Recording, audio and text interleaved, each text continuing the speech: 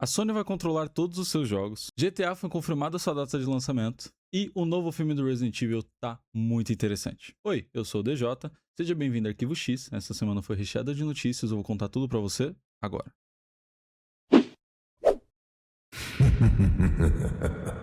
Recentemente a Sony se envolveu num problemão.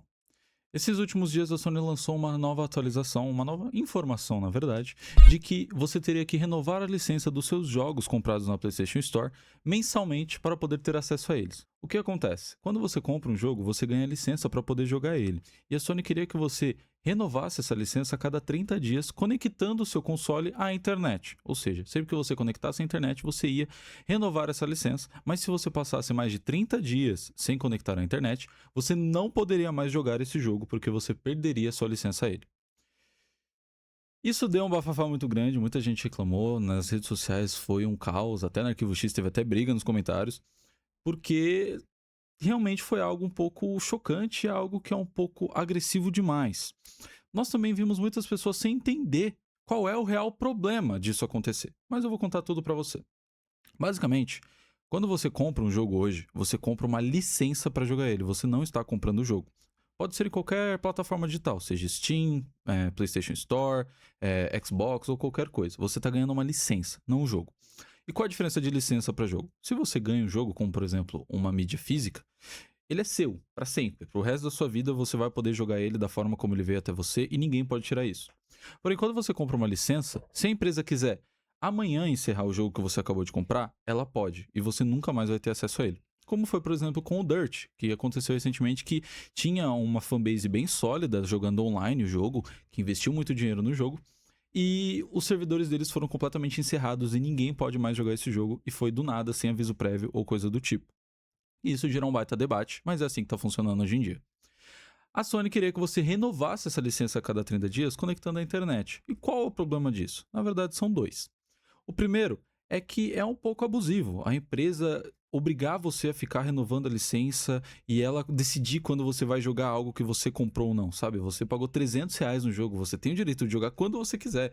Se você estiver fazendo uma viagem, se você tiver, poxa, sem internet, se acontecer alguma coisa, como acontece, todo mundo tem problema com operadoras de internet. Então é um pouco abusivo. Fora que, cara, apesar de tudo, muitas pessoas não têm acesso à internet hoje em dia, né? No Brasil existem milhares de pessoas que não têm acesso à internet regular na sua casa. Então você tem que pensar no público. Essa pessoa que guarda um dinheiro suado não vai poder jogar o jogo deles? É ridículo. E o segundo problema é a questão da empresa decidir o que você joga e o que você não joga. Porque primeiro começou com eles encerrando os servidores. Depois mudou a sua compra. Você não está comprando um jogo, você está comprando uma licença. Agora você tem que ficar renovando a sua licença. O que vai acontecer daqui para frente? Entende? Esse é o problema. Porque se você não faz nada, acontece como a Nintendo fez. Ela lança o que quer, no preço que quer, aonde ela quer, nas línguas que ela quer, e é completamente difícil de continuar seguindo assim. Não é sustentável. Os jogos ficam cada vez mais caros e nós temos menos direitos. Fora que, quando o Xbox One foi lançado, lá em 2013, acho que 2011, alguma coisa assim, uma das obrigatoriedades para utilizar o console era ter acesso à internet. Você não poderia usar o console se você não tivesse acesso à internet. Isso quase faliu o Xbox na época, porque é ridículo, né? Então a Sony também tem que ser criticada. Mas, depois de muita reclamação, a Sony anunciou que eles... Na verdade, não era isso que as pessoas entenderam, sabe? Eles falaram que a única coisa que você tem que fazer é renovar a sua licença uma vez, no caso, ativar ela. Porém, isso não faz sentido, porque na hora que você compra o jogo, você está conectado à internet. Como que você vai... Se eu já comprei o jogo, como que eu vou renovar minha licença conectando? Não faz sentido. Pra mim, é só uma desculpa esfarrapada de quem viu que deu merda. Mas, vamos ver como as coisas seguem a partir daí. O CEO da Take-Two, a dona da Rockstar Games, deu uma entrevista falando mais sobre o GTA 6 e como vai funcionar. Basicamente, a gente descobriu que o GTA 6 ele vai ser lançado em novembro. Ele confirmou que a janela de lançamento é em novembro. Porém, não confirmou que vai ser dia 19. Porém, será em novembro. Isso é definitivo, pelo menos segundo ele. E também ele confirmou que o preço do jogo será justo. O jogo não vai custar os R$ 500 que a gente esperava, mas também não vai ser barato. Ele vai ser um preço justo e condizente à quantidade de conteúdo que tem dentro dele. Provavelmente vai estar ali na casa dos R$ 400. Apesar de ser muita coisa, é justo. A Microsoft finalmente anunciou que ela vai consertar o Windows 11. Depois de muitos pedidos, muitos anos de reclamações, ela finalmente anunciou que vai começar a trabalhar nisso. A Microsoft informou que ela vai ouvir as críticas e ouvir o público, resolvendo os principais problemas que o pessoal mais reclamava, que no caso era otimização, performance, anúncios invasivos e coisas do tipo. Porque realmente o Windows 11 ele tem vários problemas. Para mim, o principal é a questão de performance, né? O Windows 11 ele é muito pesado, ele ocupa um baita espaço no seu HD. Ele é meio travado, ele puxa muito a memória RAM só de existir com coisas que você nem utiliza no seu dia a dia. Então, tem muitos probleminhas que seria legal de consertar. E ela anunciou que vai começar a trabalhar nisso, apesar de não ter nenhuma data, nenhum prazo, nem nada do tipo. Apesar de tudo, muitas pessoas ainda estão céticas, né? A gente sabe que essas empresas gigantes é complicado de resolver as coisas, principalmente consertar o Windows, né? Que é algo que é bem trabalhoso.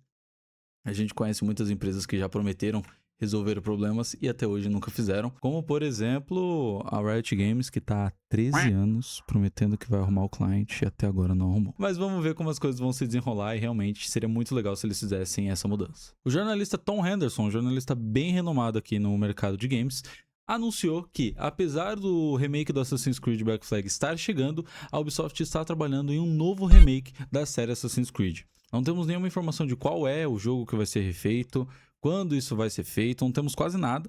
Porém, ele confirmou que tem um remake em produção e todo mundo acredita que vai ser o remake do primeiro jogo, né? Que realmente é bem antigo, ele é bem judiado pelo tempo e merece um remake.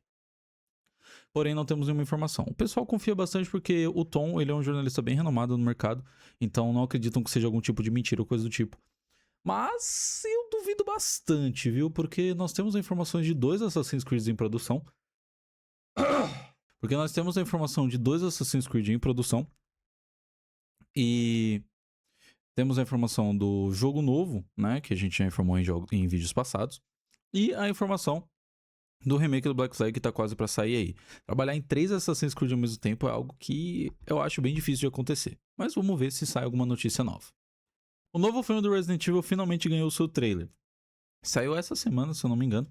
E ele tá causando uma boa impressão geral no público. Eu assisti agora pra poder fazer o vídeo pra vocês. E eu vou confessar que eu gostei bastante. Eu achei bem interessante. Toda a criação da tensão. Ele é um filme, um trailer pelo menos, bem mais lento, bem mais tranquilo. Que ele vai criando a tensão de forma gradual. E eu achei bem legal. Eu tô bem empolgado. E o novo diretor... Não. O novo roteirista do filme, ele deu uma entrevista falando mais sobre como ele pensa no filme e o que ele planeja fazer. Zach Cregger, que é a pessoa responsável pelo novo filme, que fez todo o roteiro e tudo mais, ele explicou, através de uma entrevista, falando quais são as ideias dele, o que ele planeja fazer com esse filme. Primeiramente, esse filme é um reboot, ou seja, ele vai recomeçar do zero toda a história do Resident Evil nos cinemas, diferente daquela última série patética que existia aí. Inclusive, o último filme deixou até um gancho, mas não sei se vai existir esse último filme. Graças a Deus. Então, ele planeja recomeçar do zero toda a franquia Resident Evil nos filmes, começar do zero. Respondendo a principal pergunta esse filme é no mesmo universo dos jogos? Sim, ele é no mesmo universo dos jogos. Porém, ele não tem nenhuma relação com a história dos jogos. Ele não vai alterar o cânone dos jogos, ele não vai adicionar nada lá. Ele é no mesmo universo, sim, porém, ele é uma história completamente diferente, que não tem nenhuma relação com o que acontece lá. Ok? Outra coisa também.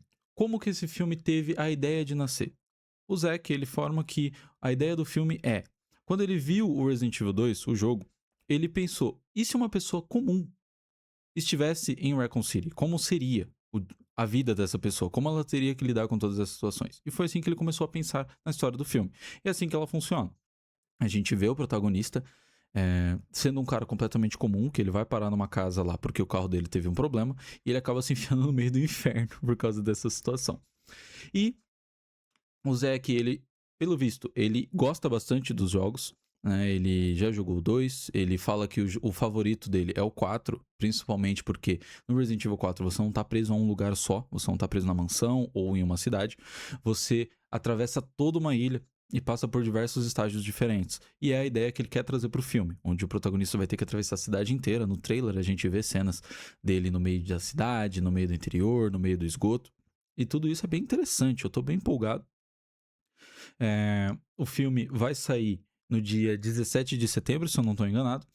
E eu tô bem empolgado, eu tô bem ansioso pra ver como vai funcionar. E a gente tem que ter a mente aberta e tem que entender, pessoal, que o filme não é a história do jogo. É um filme baseado na história do jogo, baseado no universo de Resident Evil. Então a gente tem que ter a mentalidade aberta para poder ver como vai funcionar as coisas, tá? Pode ser algo semelhante com o filme do Until Dawn, que ele se baseou em esquemas do jogo do Until Dawn, mas não tem nada a ver com o jogo do Until Dawn. Apesar disso, o filme ele é um filme ok, ele é um filme legal de assistir. Então a gente tem que ir com essa mentalidade pro cinema, beleza? Bom, essas foram as principais notícias da semana. Muito obrigado por assistir até aqui. Dá um like no.